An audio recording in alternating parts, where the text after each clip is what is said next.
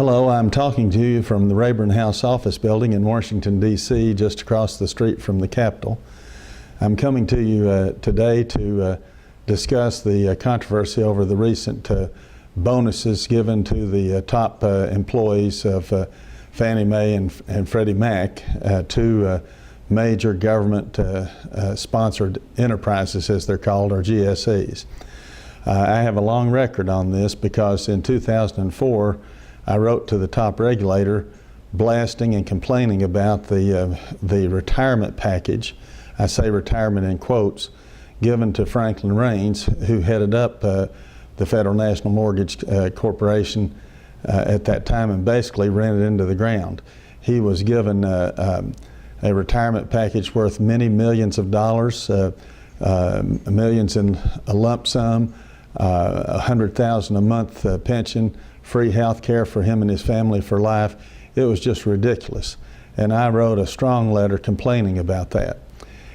In 2005, I was one of 73 members of the House who voted for an amendment to rein in Fannie Mae and Freddie Mac and get them under tighter control so that we could keep from happening what happened a few years later when we had the big housing crash, which started the major recession that we've been going through and what many people think we're still going through. In 2008, I wrote this regulator, the top regulator again on Fannie Mae and Freddie Mac, complaining about the golden parachutes that were given to the two top leaders of Fannie Mae and Freddie Mac at that time, once again involving millions of dollars. And now, fast forward down to 2011, and we see millions, approximately $13 million in bonuses given to these top people, on top of just ridiculous salaries. Last year, the top man of Fannie Mae made $5.8 million a year. The number two man made $3.9 million a year. No one is worth those kinds of salaries. They could get really outstanding people for much lower salaries. And in fact, the Secretary of the Treasury makes $191,000 a year, and he supervises the finances of the entire federal government.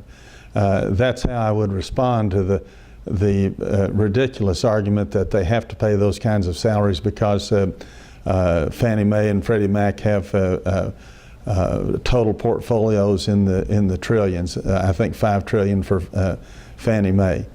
Fannie Mae was a Depression-era program that was set up under the New Deal, which should have been ended after World War II. But we have got to get these two programs under control, these two agencies under control from a fiscal standpoint, or they're going to make the country totally insolvent if we're not careful. And so I joined with several other members of Congress just this week to ask the President that he make sure that these bonuses are rescinded. I doubt that he will. But all this just goes to show you what I say so often, that extremely big government helps only the bureaucrats who work for the government and very wealthy big government contractors.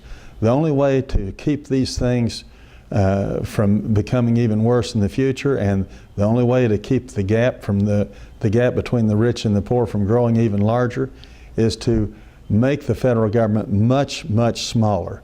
And to do that, we're going to have to have a lot more fiscal conservatives involved in the government of this country at all levels. Thank you.